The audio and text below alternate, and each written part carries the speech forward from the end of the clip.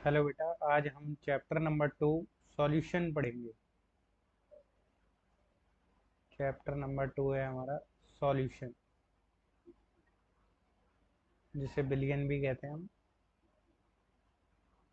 ठीक है, ये आपके पास जो है वो 4 नंबर का चैप्टर है बेटा। ठीक है, तो सॉल्यूशन होता क्या है बिलियन। तो बिलियन की परिभाषा होती है दो या दो से अधिक पदार्थों का समांगी मिश्रण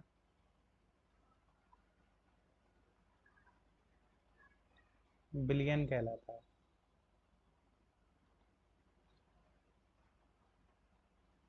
दो या दो से अधिक पदार्थों का समांगी मिश्रण बिलियन कहलाता है। समांगी का मतलब हो गया पूरे मिश्रण का संगठन कैसा हो, हमारे पास एक समान हो। संगठन एक समान हो अर्थात हम डिफ्रेंशिएट नहीं कर पाए कि कौन सा पदार्थ क्या है। जैसे जल में आप नमक मिला दो तो आपको पता नहीं चलेगा कि नमक कहाँ है और जल कहाँ है। ठीक है, तो ये दो या दो से अधिक पदार्थों का समांगी मिश्रण ही क्या कहलाता है, बिलियन। अब बिलियन में बेटा दो घटक होते हैं, एक तो विलेय सॉल्यूट और दूसरा होता है विलायक। ठीक है, विलेय और विलायक दोनों मिलकर बिलियन बनाते हैं। बिलियन में वह घटक जो कम मात्रा में होता है विलेय कहलाता है, और जो अधिक मात्रा में होता है विलायक कहलाता है। बिलियन में विलायक की संख्या सदैव एक होती है, और जो विलेय है वो एक से अधिक हो सकते हैं। ठीक है, विलेय सदैव विलायक सदैव एक होगा, और विलेय जो है वो एक से अधिक हो सकते हैं। जैसे जल में आप नमक मिला सकते हो, चीनी भी मिला सकते हो। तो जो अधिक मात्रा में है वो जल है, उसके अलावा जितने भी घटक कम मात्रा में होंगे, नमक चीनी और भी कुछ मिलाते हो, तो वो सभी क्या होंगे, विलेय होंगे। यदि विलयन में एक विलेय और एक विलायक है तो ऐसे विलयन को हम बोलते हैं बेटा द्विअंगी विलयन। ऐसे विलयन को हम बोलते हैं द्विअंगी विलयन। यदि विलयन में दो विलेय और एक विलायक है तो विलयन को बोलते हैं हम त्रिअंगी विलयन। ठीक है, और यदि दो से अधिक विलेय है और विलायक एक है तो ऐसे विलयन को हम बोलते हैं बहुअंगी विलयन। ठीक है, तो दो या दो से अधिक पदार्थों का जो समांगी मिश्रण है ये क्या कहलाता है, विलयन। ठीक है, समांगी का मतलब है पूरे मिश्रण का कैसा हो संगठन, एक समान, यानी मिश्रण में उपस्थित घटकों को हम डिफ्रेंशिएट नहीं कर सकते हों। ठीक है, विलयन दो घटकों से मिलकर बनता है, एक होता है आपके पास विलेय और दूसरा होता है आपके पास विलायक। तो जो कम मात्रा में होगा वो विलेय कहलाएगा, और जो अधिक मात्रा में होता है वो विलायक कहलाता है। विलेय की संख्या सदैव एक होती है, वो सॉरी विलायक की संख्या सदैव एक होती है। विलेय एक से अधिक भी हो सकते हैं। एक विलेय एक विलायक है तो विलयन द्विअंगी कहलाएगा। दो विलेय एक विलायक है तो विलयन त्रिअंगी विलयन कहलाएगा, और दो से अधिक विलेय है तो विलयन बहुअंगी विलयन कहलाता है। ठीक है, ये विलयन के प्रकार मान सकते हो आप विलेय और विलायक की संख्या के आधार पर। ठीक है, विलेय की मात्रा के आधार पर भी विलयन हम दो कैटेगरी में डिवाइड करते हैं। ठीक है, एक होता है हमारे पास संतृप्त विलयन,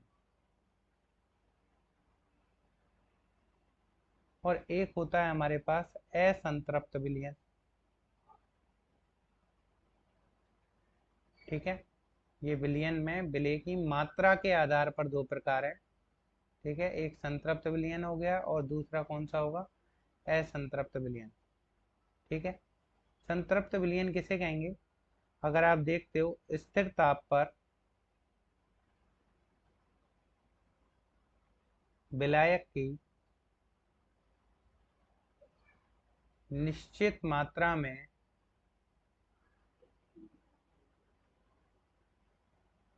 मात्रा में विलेय को और अधिक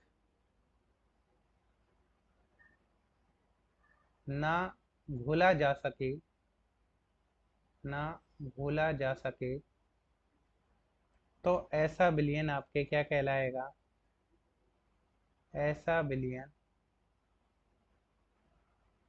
संतृप्त विलयन कहलाता है। कैसा विलयन कहलाएगा आपके पास? संतृप्त विलयन कहलाता है।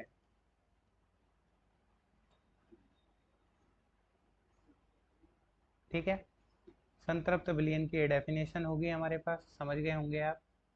यदि आप देखते हो, स्थिर ताप पर टेम्परेचर को कांस्टेंट रखना पड़ेगा, क्योंकि विलायक के अंदर विलेय की विलेयता जो होती है वो टेम्परेचर पर डिपेंड करती है। यदि आप ताप ज़्यादा रखते हो तो हो सकता है विलायक के अंदर विलेय ज़्यादा मात्रा में घुल जाए या कम मात्रा में घुले।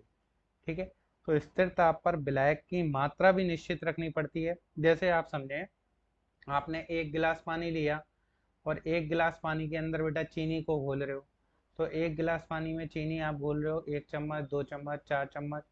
ठीक है, तो जब तक चीनी उसमें घुल रही है तब तक तो वह विलयन कैसा होगा? असंतृप्त। ध्यान रखें, हम यहाँ पर डेफिनेशन इसकी लिखेंगे तो बिल्कुल सेम आएगी। स्थिर ताप पर विलायक की निश्चित मात्रा में विलेय को और अधिक ना की जगह क्या आएगा आपके पास? घोला जा सके। ये की यही ना को हटा देंगे, पूरी की पूरी परिभाषा ये की यही रहेगी। तो विलयन क्या होगा? असंतृप्त विलयन। तो जब तक पानी में चीनी घुल रही है तब तक विलयन कैसा होगा? असंतृप्त। जैसे ही पानी में चीनी घुलना बंद हो जाएगी तो विलयन कैसा हो जाएगा? संतृप्त।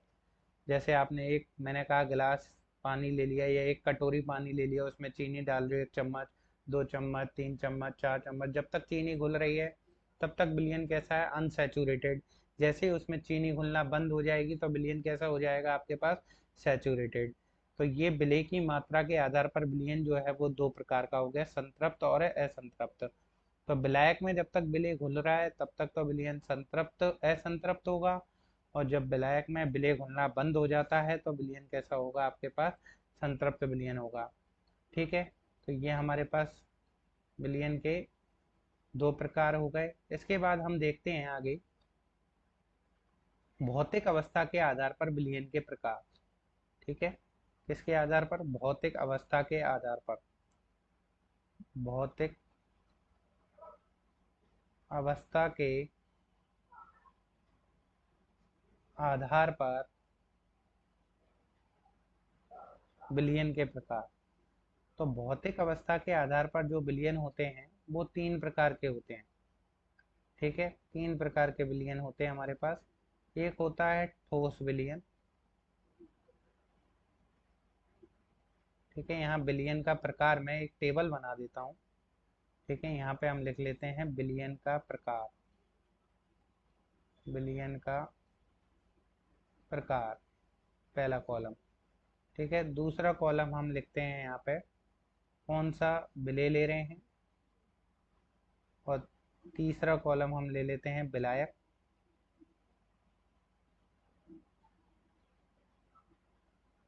और चौथा कॉलम हम ले लेते हैं एग्जाम्पल का कॉलम, जो सबसे बड़ा रखेंगे हम। ठीक है, तो ये एक टेबल बना लेते हैं जिससे हमें समझ में आ जाएगा भौतिक अवस्था के आधार पर विलयन कितने प्रकार के होते हैं। वैसे मैं यहाँ लिख देता हूँ, तीन प्रकार के होते हैं विलयन भौतिक अवस्था के आधार पर। सबसे पहला जो विलयन है वो हमारे पास कौन सा है? ठोस विलयन। ठोस विलयन के अंदर अगर हम बात करें तो विलायक जो होगा वो बेटा ठोस होगा। विलायक जो होगा वो क्या होगा? ठोस होगा। ठीक है, लेकिन विलेय जो होगा वो ठोस भी हो सकता है, द्रव भी हो सकता है, और गैस भी हो सकता है। ठीक है, तो ठोस विलयन के अंदर हमें ध्यान रखना है सदैव विलायक क्या होगा? ठोस। अच्छा, जो भौतिक अवस्था होती है वो विलयन की, वो विलायक पर निर्भर करती है। किस पर निर्भर करती है? विलायक पर। जो विलायक होगा वो ही विलयन की भौतिक अवस्था होगी। यदि विलायक ठोस है तो विलयन की भौतिक अवस्था ठोस होगी, और यदि विलायक द्रव है तो विलयन की भौतिक अवस्था द्रव होगी, और यदि विलायक गैस है तो विलयन की भौतिक अवस्था गैस होगी। ठोस विलयन में तीन हो गए आपके, ठोस ठोस ठोस, यानी तीनों में आपके ठोस ही लें। तो आप देखें इसका एग्जाम्पल, दोनों ही पदार्थ ठोस हों, तो जैसे आप देखते हो जितनी भी मिश्र धातु हैं वो इस कैटेगरी में आती हैं।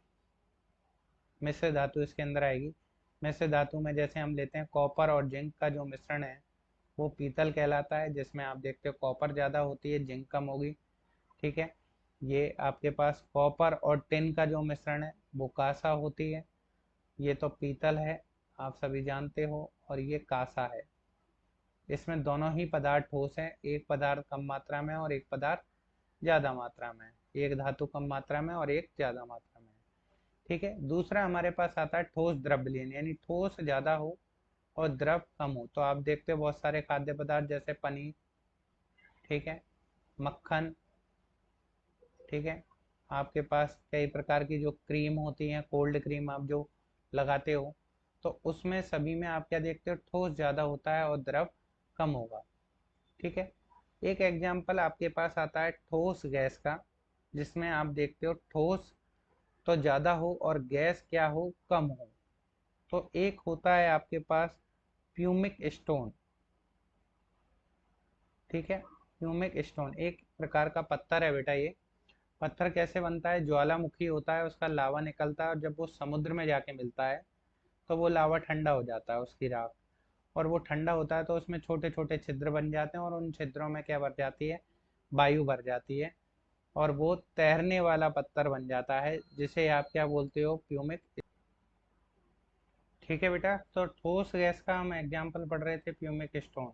ठीक है, बता दिया आपको कि लावा जो निकलता है वो समुद्र में जाके मिलता है, तो उसकी जब राख वो ठंडी होती है तो उसमें छोटे छोटे छिद्र बन जाते हैं, जिसमें आपके वायु भर जाती है, और उस प्रकार से जो पत्थर बनता है उसे प्यूमिक स्टोन कहते हैं। बेटा ये पानी में तैरता है। ठीक है, इसके अलावा भी और एग्जाम्पल याद कर सकते हो, जैसे बहुत सारी गैसें हैं, स्पेशली हाइड्रोजन। हाइड्रोजन जो गैस है वो Na, Pd और Pt, ये तीन कैटेलिस्ट पर क्या होती है, अधिशोषित होती है। अधिशोषण का मतलब है इनकी सरफेस पर ये गैस क्या हो जाती है, जुड़ जाती है सरफेस पर। जैसे ये Na है तो इसकी सरफेस पर हाइड्रोजन के जो कण हैं वो आकर जुड़ जाते हैं। तो हाइड्रोजन गैस तो कम होती है और निकल जो है वो ज़्यादा होती है, धातु। तो ये जो है आपके, इसमें ठोस ज़्यादा है और गैस जो होगी वो कम होगी। तो ये आप समझ सकते हो। ये ठोस विलयन के तीन प्रकार हो गए आपके पास, जिसमें विलेय ठोस भी हो सकता है, द्रव भी हो सकती है, गैस भी हो सकती है, लेकिन विलायक सदैव जो होगा वो आपके ठोस ही होगा। दूसरा अगर हम प्रकार बात करें तो दूसरा प्रकार जो आएगा वो हमारे पास किसका आएगा, द्रव विलयन का। ठीक है, द्रव विलयन हम देखें तो मैंने आपको बताया विलायक की, विलयन की जो भौतिक अवस्था है वो विलायक पर निर्भर करती है, यानी इसमें विलायक द्रव होगा, लेकिन जो विलेय है वो ठोस भी हो सकता है, द्रव भी हो सकते हैं और गैस भी हो सकती है। ठीक है, तीनों में से कुछ भी हो सकता है आपके पास। ठीक है, तो आप क्या देखते हो, जैसे हम समझे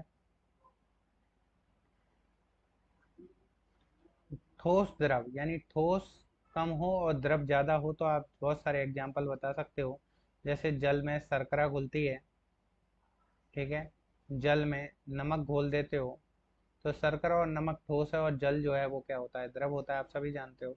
द्रव द्रव विलयन के अंदर बात करें तो जल में जैसे आप बोलते हो एल्कोहल, जल में एल्कोहल, एथेनॉल, ठीक है, बहुत सारे लोग प्रैक्टिकल करते हैं ये तो। ठीक है, जल में एल्कोहल में भी कौन सी एल्कोहल घुलती है ये भी फॉर्मूला लिख देता हूँ मैं, C2H5OH।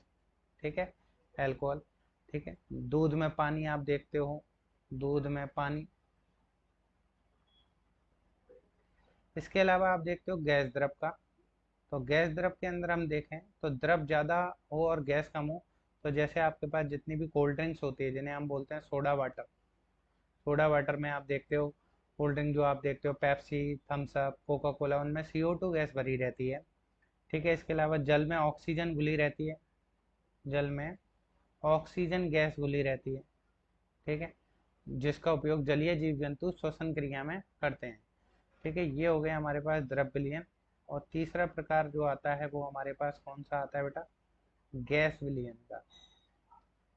ठीक है, समझ चुके होंगे, इसमें जो भौतिक अवस्था होगी विलायक की वो गैस होगी। ठीक है, भौतिक अवस्था क्या होगी, गैस। जबकि जो विलेय है वो ठोस भी हो सकता है, द्रव भी हो सकता है, और आपके पास गैस भी हो सकता है।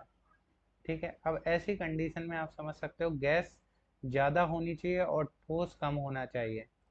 ठीक है, तो ऐसा आप देख सकते हो, धूल धूल जब उड़ती है या धुआं जब उड़ता है, तो धूल के अंदर मिट्टी के कण कम होते हैं और गैस ज़्यादा होती है। धुआं, ठीक है, धुएं में कार्बन के पार्टिकल होते हैं, वो सॉलिड होते हैं, और धुआं जो है वो एक प्रकार की गैस है।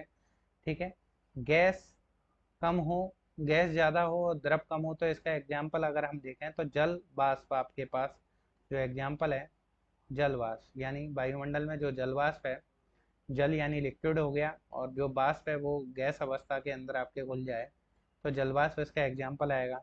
जैसे आप देखते हो कपूर को आप गर्म करते हो तो कपूर की वाष्प भी इसी का एग्जाम्पल है। कपूर जो होगा वो सॉलिड होगा, और उसकी वाष्प जब गैस के रूप में वातावरण में घुल जाएगी, तो वह भी आपके गैस ज़्यादा होगी, उसमें कपूर कम होगा। बहुत सारे एग्जाम्पल है, जितने भी ऊर्ध्वपातज पदार्थ हैं, नैप्थलीन है, कपूर है, ठीक है, वो इस कैटेगरी में आ जाएंगे।